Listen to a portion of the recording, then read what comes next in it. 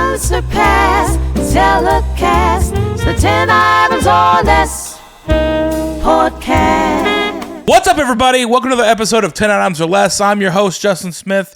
You know the deal. We bring in an entertainer, a comedian, a personality of some kind, and we fire 10 questions at them. Before we start the show today, do not forget to check out my new special, Bubble One. It's on the YouTube channel that you're watching right now. If you're listening, you know how to use a smartphone. Get over there and check it out. Share it with a friend. Put it around. That baby needs some numbers. My guest today, I'm very excited. He is a Dallas comedian. He is very recognized in the roast battle community. Reese Jefferies is my guest today. I appreciate you, man. I'm happy to be here. I do like roasting. I need to lose. I love that. I need to lose because my ego is way too high. I'm 12-0. I need to lose. So if anyone wants to make fun of me, let me know. Well, I don't know that I would have said that to the internet, because the internet. What about this forehead would be hard to roast? The internet has a better record than 50 Cent does, and I'm telling you, that dude don't lose. Thank you so much for being on the show, dude. Thank you for having me. I'm happy to be here. Yeah, man, it was great. You ready to get into it? Let's do it, man. First question: if you were marooned on a desert island for years and you return home after seeing friends and family, where's the next place you're going? Either a Hooters or a Buc-ee's. One of the two. I mean, that's a pretty wide spread. You know what's weird? It feels like it should be. It's a wide spread. It feels like it should be a wider spread than it is. Okay. But there's a lot of overlapping. I should be like, I'm going to church the second I get back. No. And thankful that I'm alive. I would never have thought that. That's.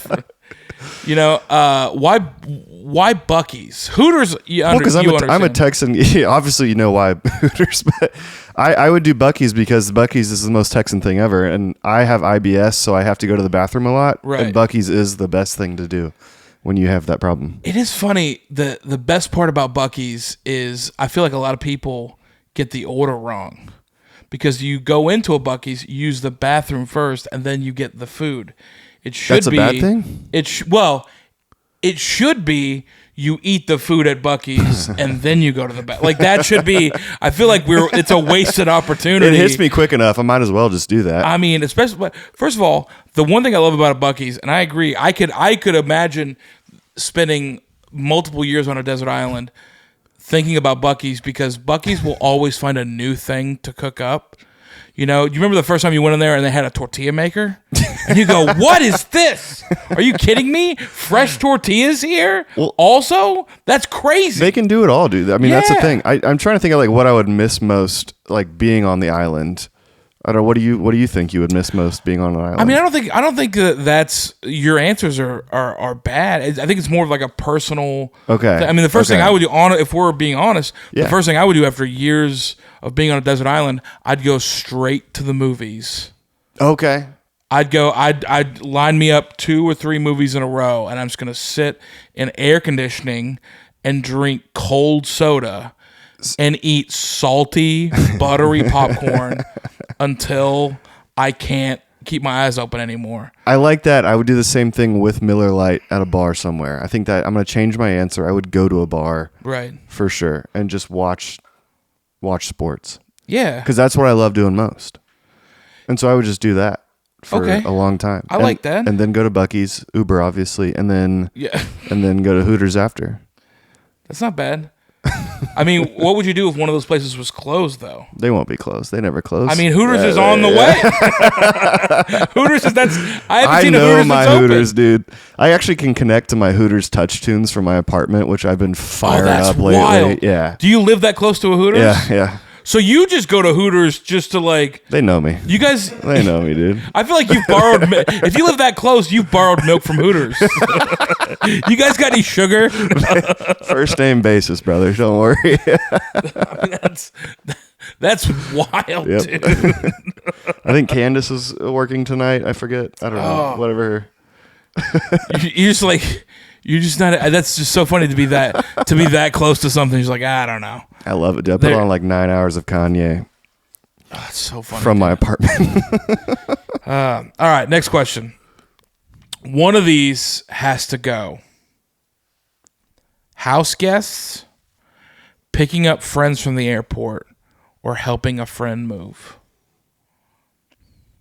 One of them has to go. Picking a friend up from the airport easily. Really? Yeah. Be a man. I'm going to tell you, this is so wild to me. This is so wild to me because I was like, there's no way the helping a friend move will ever not be the first thing. Because I can't think of a bigger nightmare and a bigger ask. I mean, than helping someone move. But no, I'm the only one. Now, granted, I don't love stairs or picking up boxes or like I don't like any of that stuff. I don't like moving furniture. I don't like any of that stuff. So obviously that's why. Which I think is a very fair. The only reason I feel passionately about helping people move is I had friends that have helped me move. Yeah. And I had a really bad experience one time. My friend Daniel, we had to. I had this couch that was living downtown, and the couch didn't fit in the elevator to move it up there. So he and I carried it 16 flights upstairs to get it to my apartment, which was it was the most miserable thing. It took like an hour and a half. And so I feel like I'm indebted to people that want to move now because I benefited from that. Well, let me ask you a question. How long, what was his name? Daniel. So after you and Daniel. And he's like 5'4", so that was a lot for him. Well, you had to take a shot at Short Kings. I mean, obviously he was in the bottom steps, that's for sure. So Daniel helps me move this couch up 16 stories. Mm-hmm. How long till Daniel called you again?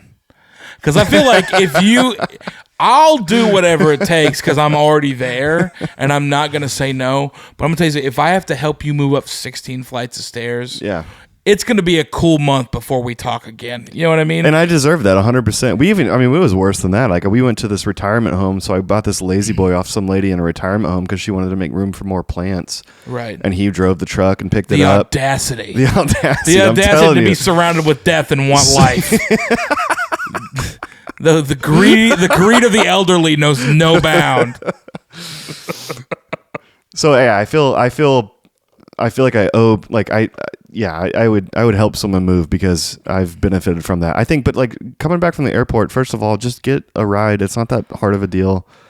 Like, or just, I mean, Ubers are not that expensive unless you live in LA, then that one's tough. But in Dallas, just be an athlete. I don't know. That's the thing. I if there's any part of a friendship that I love, picking up from the airport is my favorite thing because first of all, you get to do the thing where like, all right, are you text me when you land. So now it's like land. How well do I know the drive to the airport? Because I want to be able to, and this is it's total Seinfeld episode, but it's total true.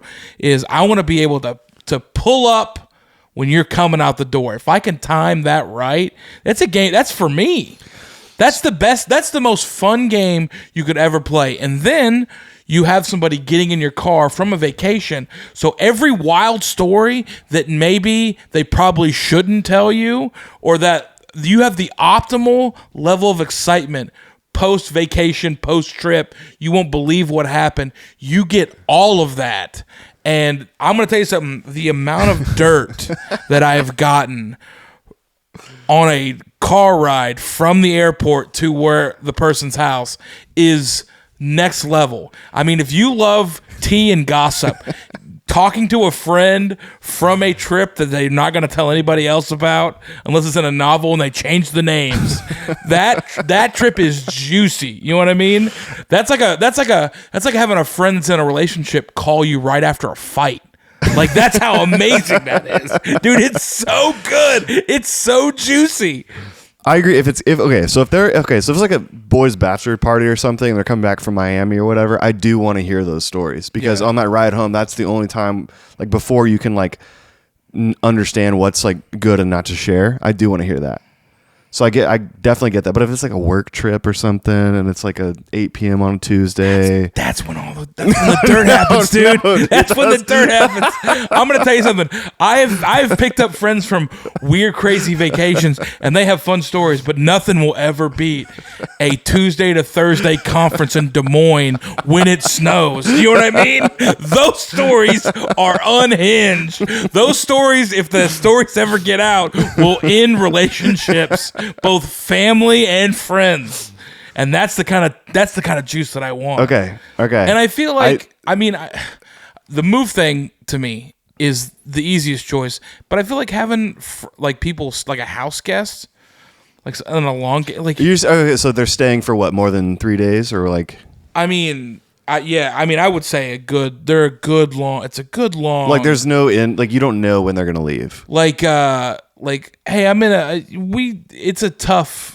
You know, I feel like you're testing the friendship more than a 16 flight couch hang, you know? Yeah, because at some point you got to start about like, okay, am I going to charge them for this or whatever? Like, obviously they're not doing very well if they're staying on your couch. Look, I have a very small apartment, so if I had a house guest, it would be incredibly annoying. Yeah. Right? But I've never had to deal with that. I don't know. I had a few crazy exes that wanted to not leave. But like, yeah. That's a story that's reserved for picking up from an airport. I'm going to tell you that right now. The way you looked at the floor. Woo! Boy, I copped out of that one. No. Yeah, I don't know. The house guest is fine. I'm happy to help people out if they need it. And, but yeah, I won't pick someone up from the airport. But I like your point on it, though. It is juicy. You want to get the good details. But it's more of a financial thing for me. Like, Uber's not that expensive. I get you. All right. I guess we're just two different dudes living our lives a different way. All right, next question. What is the most overrated drink at Starbucks? I think matcha. I would say matcha. Okay. I've never had it, but I hate the people that get it. Yeah. You know what I mean? Because they're always trying to act like they're all cultural, and they're just like, "Oh, I love matcha," and I'm just like, "You hate this drink. You and I both hate this drink." Yeah, I get that. I can't go too hard on it because my girl orders it sometimes. I love matcha. Yeah, no. People who get matcha are amazing. They're the best. They sleep on air mattresses. I know. No, but I know what you mean. Actually, I would say the pink drink. That pink drink that they sell. Yeah. That like unicorn piss stuff. I think that's like the worst that they have. Yeah, I mean, which it does taste so good, but it just. But here's the thing: is like, you know, it's milk and flavoring. It's a milkshake, and if that's where you get to the point, it's like I understand like espresso with, you know, in anything. Mm-hmm. I understand it. Yeah, because espresso is like a great thing. Like, you know, like. You can't be mad at somebody for getting a frappuccino because one of my favorite Italian desserts is an affogato, which is essentially just espresso over gelato. Okay. So it's like, can you tell me that's not the fast food version of a frappuccino? No, I can't be like, oh, this is dumb. But if you're getting a strawberry milk, like, why not go to an ice cream store or or go to Brahms? Because I promise you, their strawberry milkshake will be way better than whatever Starbucks is doing. I like Starbucks. I usually try to drink local, but my coffee order is 5 shots of espresso. Yeah, in an Americano. Good man. Yeah. Good man. Like I want to be wired for. Oh, I love an Americano. Yeah. Americano's my favorite. That's my favorite. I need a little sweet in there. Sometimes I'm a little slut and I put coconut milk, but yeah. I got you. I love that stuff, dude. I love a little coconut pump. Yeah. How many pumps you doing? Whatever's recommended. I never question. I never recommended. You know how many they recommend. When you're ordering, how many pumps you getting? 4. God, you are a little slut, aren't you? We'll never be able to use that. But I just had to, dude. 4 pumps? You kidding me? Yeah. Yeah, I want to taste it, man. I want to feel like I was back on that island I was marooned on. Yeah, I'm telling you, man. I'm. But sometimes I just go there and get a string cheese, which is kind of crazy. First of all, I didn't know they had string cheese at Starbucks. Mm-hmm. Yeah, sometimes I'll just go there and get a single string cheese, and they look at me like I'm absolute psycho, which is a weird move. So you don't get a drink; you just walk up for string cheese. String cheese, mozzarella cheese. Yep. I think that 90 calories to the dome. I don't have any words for that. I don't. I'm not bragging. I'm going to tell you something. You're sitting there like, why would you look at me weird? I'm on their side. I'm on there. If you showed up to, like, I mean, that's like showing up to Wendy's and go, can I just have a piece of cutlery, please, and a glass of water? You're like, this dude is going to be on the news after kidnapping the president's daughter. It's a psycho move, but it helps. I don't know. I mean, just going to Starbucks for string cheese, that's insane to me. I love string cheese, dude. I get it. For the same price, how much is a string cheese at Starbucks? Like $1. $1.20. So you're going to the drive-thru. First of all, you're waiting. No, I'm not driving through. I'm going in. Oh. I'm not driving through. I'm not driving. I can't, dude. I can't. What are we doing? That's why. If I'm driving through Starbucks and getting a string cheese, that's a psycho move. I mean, that's crazy. This is insanity. This isn't what. I don't know if this is the worst episode ever or the best one. It's one of the two. It's nothing in between. It's real. It's what I get.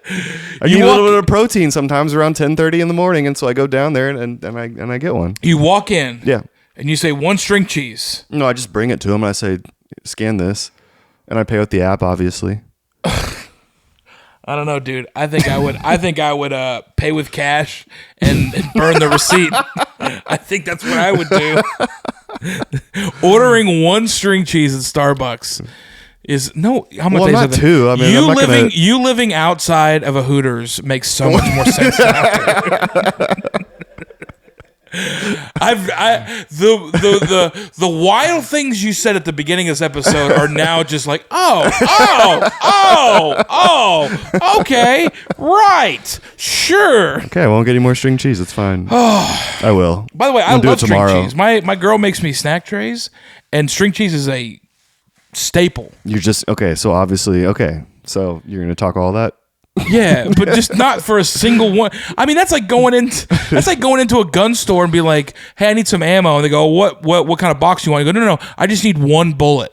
That's you go. Nothing good, nothing positive is coming out of buying 1 bullet. I need 1 bullet. What are you talking about? Well, my post work routine is I go home and I have string cheese at home, obviously too, because you never have too much string cheese. But I have a string cheese and I eat 1 pickle, and that's like my 5:30 snack. Okay. Yeah. So. I feel like going to HEB and just getting a pack of string cheese and just having it. I mean, here's the thing: you have a pickle, right? So you have to buy the pickle. Well, I get a jar of pickles. Yeah. Right. Yeah. You don't buy just 1 pickle. That's like going to the movie theater, buying one pickle, and then not seeing a movie, and then leaving. I bought 1 pickle before. Yeah, but you're watching a football game or something. You're not just getting a pickle and leaving. Dude, that's crazy. I've bought a pickle at 7-Eleven. That's all I got. That and some Gushers, but yeah. Yeah, well, first of all, 7-Eleven, everything's on the table. You know what I mean? I got string cheese from 7-Eleven too. I like string cheese, yeah. See, that's acceptable. Yeah. That's why same brand as Starbucks, but I'm gonna tell you something, dude. Listen, I know your mom and your dad probably said this, but I'm gonna knowing you for as long as I've known you, you are one of one, and I feel real comfortable saying that. I'm better than my brother. My brother ate Vienna sausages just straight out of the can for 10 years. That's a crazy move. We're gonna go to the next question. Because I feel like if we keep pulling this quilt back, it's gonna keep getting worse. I'm never gonna get to another question. Next question. What is the wildest thing you've ever bought at a truck stop? Thing or human? No, I'm kidding. Depends on what the price. But thing, like a truck stop, or like a gas station. I mean, anything. I would loosely base it off of what's a weird thing. Any place that sells fuel. Yeah. Or even I'll even do like a country, like a middle of nowhere store. So we'll go back to Buc-ee's here. No, actually, Buc-ee. No, I mean, I love scratch offs, dude. And that's not like a fun answer, but like I think I did like $500 at one gas station on scratch offs. So you walked into like a country store and you're like, you put 5. Yeah, it was in Red Oak, Texas. Oh, yeah, country. They buy scratch offs one at a time over there, and you walked in and put. And I play them. You know, the guys that are like have a problem. It sounds like they're playing you. To be honest with you, I don't know. I don't know who's playing who now. The guys that have a problem, they just scratch the like code at the bottom and just scan it to see if they win. Yeah, I want to feel it. You know what I mean? Dude, I'm so with feel you. It. I was doing a show in this weird town, and I got there early, and it was like, don't show up until this time. It was like a private event. They were like having a thing, and I was the entertainment. They're like, so like, don't show up. So I had to kill time in this town, and I went to. I'm a cigar guy, so I found a cigar place near me. But the cigar place was also like a weird kind of convenience store situation, and so I'm like, I shouldn't be smoking in here. This should not be working. But it's like this is it's like they have like a weird pass with like the sheriff, and so they're I'm not writing you a ticket. It's all under the table. So I'm in there and I'm watching guys come in and buy like scratch offs and lottery tickets. And again, it's so not fun. They walk in, they buy a roll, and they just start scanning. You gotta play the game. You're like, this isn't fun. Yeah. You're not like, oh no. Oh, you want to see if that third one's going to disappoint you or not when you play the casino. I mean, that's I will say, what I hate about Texas in general, because I go to Louisiana a lot. Right. Louisiana, you can buy liquor at the gas stations. They don't care. Yeah. I don't know why. Louisiana has no rules. There's zero. I don't know if you've been following Shia LaBeouf on Instagram lately, but there are no rules. Shia LaBeouf was sober, got hammered, relapsed, got into a fight, went to the hospital, like an got American. thrown in jail, and then got out and went right back to Bourbon Street. Louisiana is not a real place. With his receipt, with his jail receipt or whatever it was. So crazy. And then went out with the girl that bailed him out of jail, who he didn't know. I mean, dude, Louisiana is amazing. Lawless place, dude. It's the best. I love Louisiana. All of it. But that's like, I feel like that's a good scratch off story place to go to. Like if you're I've gotten a good amount of scratch offs in Louisiana too. Yeah. Usually, I mean, I have a problem. It's it's all right. It's all right. It's only a problem if you lose. That's true. Which I do. That's true. I'm trying to think of anything weird that I've ever bought from a truck stop. Who's going to, like, I love that they have like a grocery section too. Like someone's going to go and they're like, oh, I need some more Lysol on my trip home. Like Also, listen, man. if you're cleaning up a crime scene, a Love's, there's no better place to pick up those things than a Love's. What I was putting in my dryer that one time, Yeah, dude. I always think that just there's the amount of times, because I've had different jobs and gigs where I've driven a lot. Comedy early on, you're driving so much. And there's sometimes you're like, I've had many problems with a wide ranging variety. And I know for a fact that there's not a problem in this world that I couldn't solve walking into a Love's truck stop. Yeah. No matter what that problem is, I know that I can walk into a Love's. And then, first of all, it's not gonna be the first time they've ever heard that. They're like, I mean, I feel like you could walk into a Love's on July 16th and go, quick, I got to go to a costume party. I need a Halloween costume. And they go, yep, right over here. Here we go. We got you. This was just last week we had this happen. This is great. I feel like whatever the problem is, you're the Pennzoil man at that point. Yeah.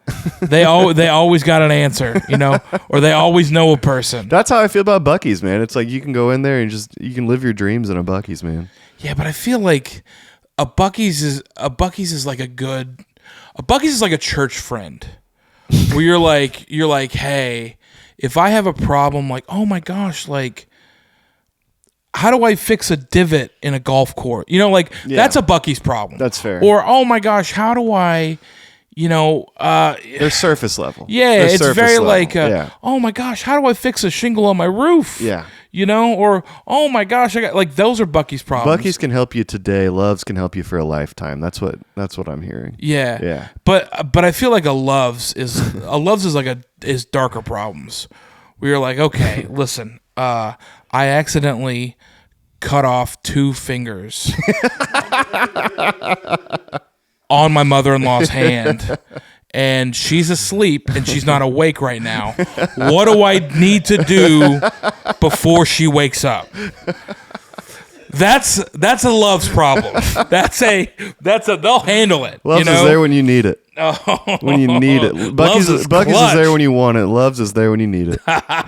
That's a theme right there. Buc-ee's is there when you want it. Love's is there when you need it. Mic drop. Clip it. Reese, this has been. I'm going to tell you something. I've done a lot of podcasts, and we've had a lot of very fun, interesting, wild guests. This has been a roller coaster ride, and I feel real comfortable saying that. Yeah, Mac. I agree. I've had a fun life, man. I've been all over the place. So, Reese, this is the final one. This is the end. This is the big finale right here. What hill would you die on? This is like the one thing I feel passionate about, and I don't know if you guys can relate to this or not, but it's sports related. Okay. Okay. I'm from Houston. I played baseball all my life. Gotcha. In 2017, Mac, you've heard this. The Astros won the World Series, right? Yeah, we've all heard. And so then it turns out that they were cheating the whole season, right? Yes. Allegedly. The hill that I will die on, thank you. The hill that I will die on is that everybody was doing it. Everybody was doing it. Yeah. The one thing the Astros did wrong is they were using trash cans. Right. And I'm not justifying what they did. They messed up. They got punished for it. Some could say light, some could say not heavy enough. But everyone was doing it and they took the fall for it. That's my one hill I'll die on. Yeah. And I don't know how to prove it. I don't know if I ever will be able to, but well, I think we all know that everybody in every sport is doing everything they can, and a lot of things they're not supposed to be doing. Mm-hmm. I mean, you look at the Patriots. Yes. You look at Michigan. Yeah. The football program. And the sports betting that's going on. People are throwing games all the time. The Astros cheating, which they did do that, and that was bad. They were the scapegoat of that situation. I think everybody was doing a version of it. Maybe not everyone. I think more than one team was doing a version of that. And I don't know how. I don't know how they were getting away with it. I don't know why they weren't punished. Probably a bigger deal. That and Shohei definitely was the one betting. No. Definitely. Stop putting. No. There's no way. Definitely, dude. There's no way. Definitely. There's no way, dude. You don't think? A dude with that much integrity. Have you seen his translator? Of course, yeah, his he's translator. in jail. His translator, of course, did all that. Of course, I don't know what you pay translators, but of course they have millions of dollars to dump into gambling. Saying, I'm good for it. Yeah. I don't know how much you know about other cultures, but translators make tons of money and are able to gamble. Can I tell you my take on the cheating thing? Okay. Do you want to know why I think it was so bad? Why people thought it, I'll say this, why other people thinks it was so bad. Okay. You look at other cheating scandals. You look at New England deflating balls, taking air pressure out of a football to gain an edge. You look at Michigan videotaping, zooming in, using spies to tape signals and then decipher the signals. These are all very advanced. I mean, just kind of like very sophisticated ways to gain an advantage. And the Houston Astros, people don't like the city of Houston already as it is. But the city of Houston and its baseball team decided the best way to conceal an advantage was to bang on a plastic trash can with a stick loud enough that somebody from home plate could hear it over an audience. A loud World Series audience. That's where they were wrong. I think the thing that makes people mad is, why did you turn our sport into a hillbilly circus? I think that's what they're upset about. That it's not sophisticated, that it's not fun. It's like, ooh, look at us, like we're finding an advantage. Like, you know, like, oh, it's like, oh, we found a, like, if you found a way to block a radio signal from the catcher to the, like, if you found that, the people are like, man, you know what? Everybody cheats, but y'all banged like Fred Flintstone, and they're like, you make it. Our sport is already disappearing from the zeitgeist of America. Why are you helping people destroy our sport? That's why I say I don't condone what they did. I just think they did it wrong. Because, like, cheating in baseball, and it's not cheating, but like sign stealing is a thing that's always been there, always going to be there. There's ways to go about it. Like so, like if I'm up a bat, someone's like, it's pretty common to be like, okay, first name, I'm gonna yell a first name. It's gonna be a fastball. If I'm yelling your last name, it's gonna be an off speed. Right. Don't bang a trash can. Yeah. That's where it gets so dumb. I'm like, how crazy is it that they use such sophisticated technologies to steal the signs and then use the most barbaric ways to convey those signs? I'm gonna tell you something. I like, first of all, I wear a lot of hats, and because sometimes I have to wear different types of teams, I always try to pick teams that I'm like, oh, this is like a good, fun color scheme or whatever. I love wearing a Houston hat. Because it's just a fun logo, it's a good color, but also I love the idea that if I wear a Houston hat and people try to listen, I don't have a bond to the Astros, but someone to come up to me and go, you're a cheater. Yeah. Oh yeah. I want that smoke. Oh yeah. You know what I'm saying? Like I'll go. The amount of times I've gone to bat for the city of Houston for nothing I care about. I'm just like, dude, absolutely, bring it on. It's all about attention. I'm telling you, I talk about the Astros. I visited LA, done some comedy, and every time I bring up the Astros, I get booed heavily. Yeah. And it's so fun. It works the other way too. I wore an LA hat on a stage in Houston. Yeah. And they were like, "What?" They were like, "What's wrong with you?" And I go, "It's just a hat." What are you diagnosed? I go, it's just a hat, dude. Yeah. Go, it's not like it's blue and white. It's orange. Yeah. Like he's like, this is a hip hop city. How do you guys not understand this? It matches my shoes. I'm saying Mike Jones, dude, Slim Thug. But no, that's the hill that I'll die on. Is that not that they did? I mean, they messed up. Like they got punished. I just think it was way more widespread than people are willing to admit, and the league will never, reveal. It never will. But, nope. But I like it, dude. That was a great hit. That was a good one. Reese, tell people where they can find you. I've got Instagram. I've got just Reese Jefferies on Instagram, and then can I plug my podcast? Absolutely. Okay, yeah, absolutely. Plug your podcast. We've got Road Mules Pod. So my buddy Henry and I, Henry Schroeder, shout out to him. We do a podcast every Monday. We release it, and so that's about it. Absolutely, dude. Well, thanks so much for coming on. First of all, I want to shout out, remember, my new special Bubble One is on my YouTube channel, the one you're watching right now. If you're listening, get on the smartphone and get after it. And also shout out to my producer, Max Dobson. We're trying to get him on the mic more. I absolutely loved it. Thank you guys so much for watching. We can't wait to see you again next week. Y'all have a great week.